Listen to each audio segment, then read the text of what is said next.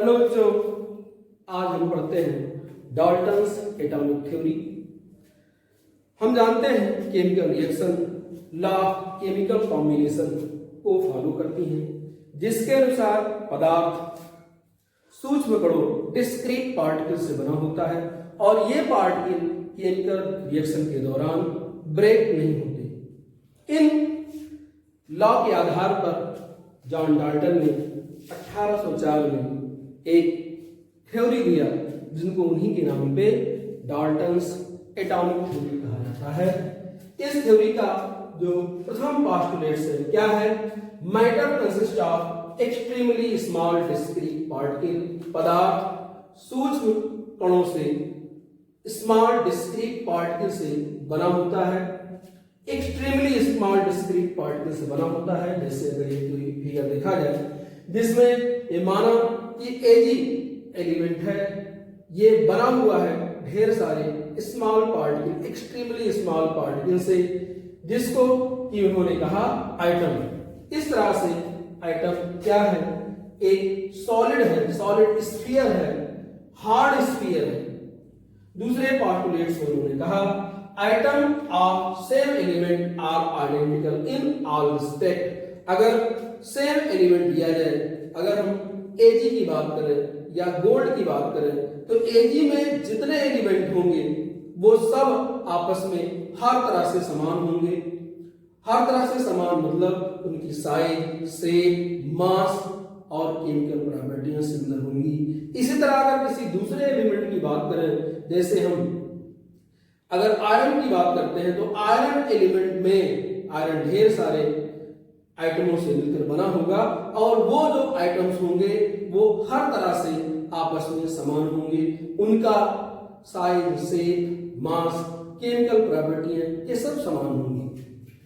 तीसरे पोस्टुलेट में उन्होंने कहा atoms of different element are different in all respect. अगर हम दो एलिमेंटों के आइटम को कंपेयर करें, जैसे ये फिगर दर्शा रहा है, ये Ag मैटर है, Ag का पदार्थ है और ये आयरन है। अगर इनके आइटमों को हम कंपेयर करें तो ये आइटम एक दूसरे से हर तरह से डिफरेंट होंगे।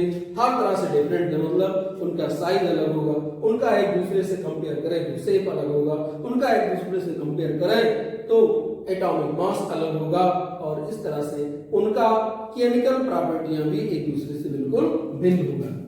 अगले में उन्होंने कहा आइटम्स आर इंडिविजुअल। आइटम्स को डिवाइड नहीं किया जा सकता। इसके ग्रीक वर्ड एटमॉस से बना हुआ है एटम, जिसका मतलब ये होता है इंडिविजुअल, डिवाइड ना हो पाए, अविभाज्य। और अगले पोस्टुलेट्स में इन्होंने कहा आइटम्स आर इनडिस्ट्रक्टिबल। आइटम को ना तो डिस्ट्रॉय कर सकते हैं और ना क्रिएट कर सकते हैं। यही लॉ ऑफ केमिकल कॉम्बिनेशन भी आया था कि आइटम रिएक्शन के दौरान ब्रेक नहीं होते। छठे में इन्होंने कहा atoms are the unit of chemical reaction. Atom chemical reaction की इकाई है, यानी केमिकल रिएक्शन करने में आइटम ही स्मॉलेस्ट इकाई है जो पार्टिसिपेट करता है। और लास्ट पोस्टुलेट क्या है? Item of different element combined in a fixed ratio, fixed simple whole number ratio to form compound atom। जैसे यानी किसी कंपाउंड की बात करें तो उसमें जो एलिमेंट के आइटम हैं वो सिंपल होल नंबर रेशियो में होते हैं। जैसे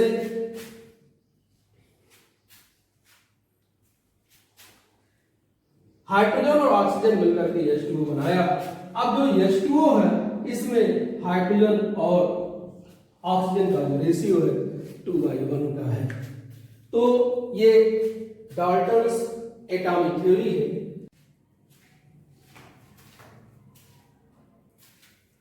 इस तरह से डाल्टन्स एटॉमिक थ्योरी को अगर समराइज करें तो ऐसे लिख सकते हैं। पहला postulates atoms are extremely small discrete particle.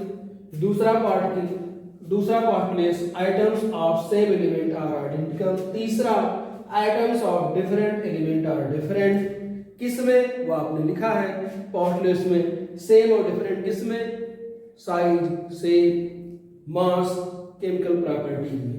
चौथा पार्टलेट्स, आइटम आर इंडिविजुअल, डिवाइड नहीं किया जा सकता।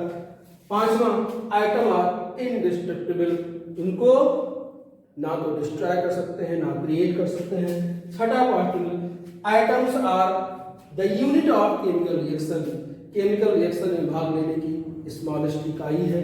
और सातवां, atoms are different element combined in fix simple whole number ratio to form compound, यानी किसी कंपाउंड का जो फॉर्मेशन होता है उसमें atoms simple whole number ratio, simple fix whole number ratio में कंबाइन होते हैं। किसी की बात करें, कार्बन डाइऑक्साइड, कार्बन और ऑक्सीजन मिलकर के कार्बन डाइऑक्साइड बनाएगा, कार्बन और ऑक्सीजन का रेशियो निकालेंगे 1/2 होगा।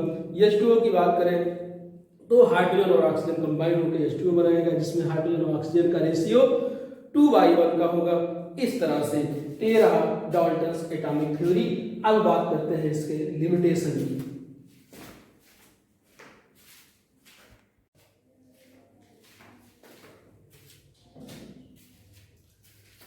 अब लिमिटेशन की बात करते हैं।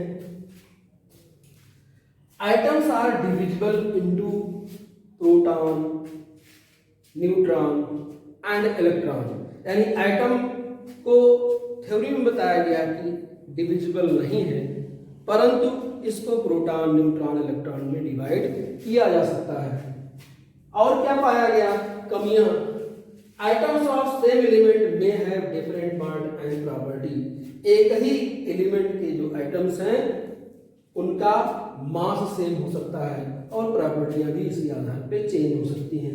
और ऐसे एलिमेंट को जिसका एटॉमिक नंबर सेम हो परंतु एटॉमिक मास डिफरेंट हो उसको कहा जाता है आइसोटोप्स। और कुछ एग्जांपल्स ये हैं, जैसे प्रोटियम, ड्यूटेरियम, ट्राइटियम, इन सभी का atomic number same, atomic mass different. Carbon के isotopes atomic number same, atomic mass different. इस तरह से ऑक्सीजन की। फिर अगला है, atoms of different element may have same mass and properties, और डिफरेंट एलिमेंट के आइटम के मास सेम हो सकती हैं, इस आधार पर उनकी कुछ प्रॉपर्टियां भी सेम हो सकती हैं। ज्यादातर तो डिफर करती हैं परंतु कुछ सेम हो सकती है, जैसे sulphur, chlorine, argon, krypton, calcium, इन सभी का एटॉमिक नंबर डिफरेंट है परंतु एटॉमिक मास सेम है। थ्योरी में बताया गया कि एक ही एलिमेंट के जो आइटम्स हैं उनका मास सेम होगा, डिफरेंट एलिमेंट के जो आइटम्स हैं उनका मास कंपेयर करें तो डिफरेंट होगा।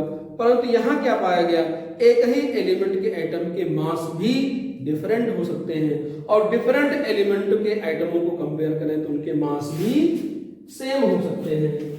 जो ये दोनों पार्टमेंट में इसको इंक्लूड किया गया। फिर अगला है, atomic mass is destructible and can be change into energy by Einstein's equation. उसमें क्या कहा गया था कि एटॉमिक मास यानी आइटम को डिस्ट्रॉय नहीं कर सकते परंतु यहाँ डिस्ट्रॉय हो सकता है और उसकी एनर्जी, उस मास को एनर्जी में कन्वर्ट कर सकते हैं आइंस्टीन्स के फार्मूले से। लेकिन ये होता किसमें है, न्यूक्लियर फिशन और न्यूक्लियर फ्यूजन के केस में। और आइटम फ्री स्टेट में भी पाया जाता है, जबकि वहां पे बताया गया कि फ्री स्टेट में एग्जिस्ट नहीं होता, वो केमिकल कॉम्बिनेशन कर लेता है, केमिकल रिएक्शन कर लेता है। तो ये रहा लिमिटेशन।